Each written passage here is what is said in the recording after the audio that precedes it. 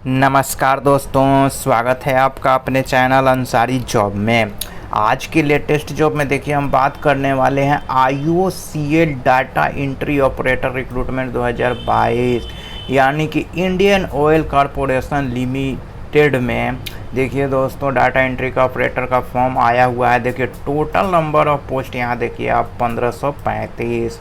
तो इसी नोटिफिकेशन को आज हम देखने वाले हैं कंप्लीट डिटेल्स में। तो जानने के लिए दोस्तों वीडियो को अंत तक जरूर देखिएगा। चैनल पे अगर आप पहली बार आए हैं तो चैनल को सब्सक्राइब करके बेल आइकन के ऑल पे क्लिक करना मत भूलिएगा। सबसे पहले हम इसके इम्पोर्टेंट डेट्स को देखेंगे कि कब से फॉर्म भरेगा, एग्ज़ाम कब होगा, ये सब देखेंगे दोस्तों।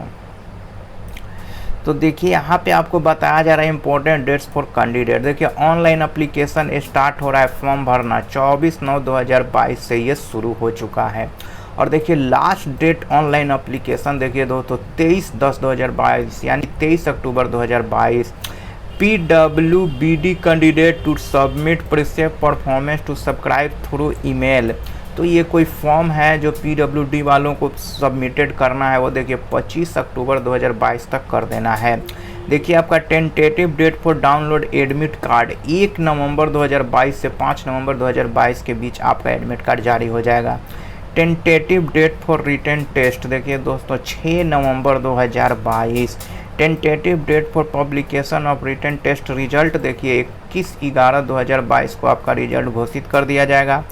डॉक्यूमेंट वेरिफिकेशन का देखिए दोस्तों 28/11/2022 से ये देखिए 28/11/2022 से 17/12/2022 तक आपका डॉक्यूमेंट वेरिफिकेशन होगा।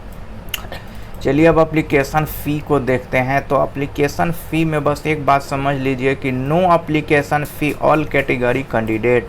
तो किसी भी कैंडिडेट को या किसी भी कैटेगरी के कैंडिडेट हैं उनको कोई भी एप्लीकेशन फ़ी नहीं देना है। देखिए यहाँ पे सब क्या है दोस्तों, 0 है। चलिए अब एज को देख लेते हैं। देखिए एज लिमिट की अगर हम बात करें तो एज लिमिट में देखिए मिनिमम एज लिमिट 18 साल है और मैक्सिमम एज लिमिट 24 साल है। यानी कि कम से कम आप 18 साल और ज़्यादा से ज़्यादा 24 साल होना चाहिए आपका एज। और इसमें जो रिजर्व कैटेगरी के कैंडिडेट होंगे उनको गवर्नमेंट के रूल के अनुसार एज में रिलैक्सेशन दिया जाएगा। चलिए अब देखते हैं कि पोस्ट कौन कौन सा है। तो देखिए दोस्तों ये रहा पोस्ट और पोस्ट का नेम। देखिए पोस्ट और पोस्ट का name, post number of post. Data entry operator fresher trade apprentice देखिए 51 इसमें पोस्ट हैं दोस्तों।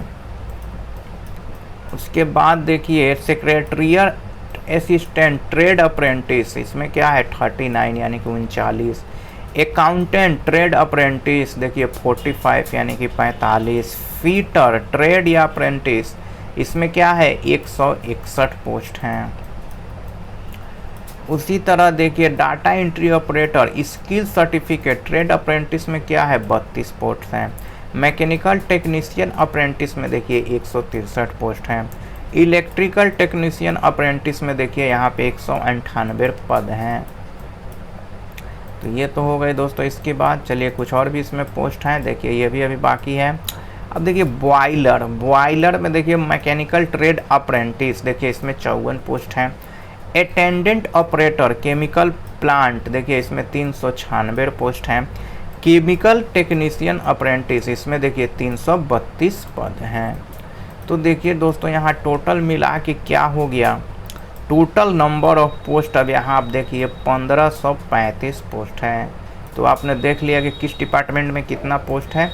अब देखिए इसके लिए आपको एजुकेशनल क्वालिफ़िकेशन को अब यहाँ पे बताऊँगा मैं।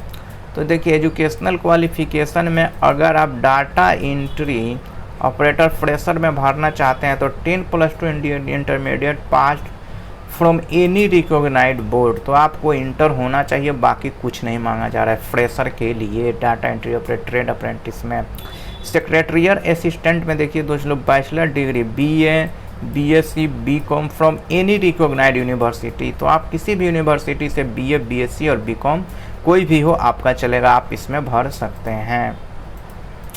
अब देखिए अकाउंटेंट की हम बात करें यहाँ पे तो अकाउंटेंट में ट्रेड अप्रेंटिस में bachelor degree in commerce BCom from any recognised university. तो आपको बीकॉम होना चाहिए किसी भी यूनिवर्सिटी से, किसी भी यूनिवर्सिटी से आपको बीकॉम होना चाहिए, चाहे कितना भी आपका परसेंट हो, बस दोस्तों बीकॉम होना चाहिए। अब देखिए यहीं देखिए फीटर की बात किया है मैकेनिकल में ट्रेंड अप्रेंटिस में, तो class 10th high school pass from 2 year ITI in fitter. तो देखिए दोस्तों यहाँ पे कहा जा रहा है कि आपको 10th प्लस तो होना ही चाहिए, प्लस 2 इयर्स वाला ITI जो आप किए हैं वो होना चाहिए, यानी कि ITI आपके पास होना चाहिए 2 साल का, 10th के बाद ITI होना चाहिए। चलिए अब इसमें और देखिए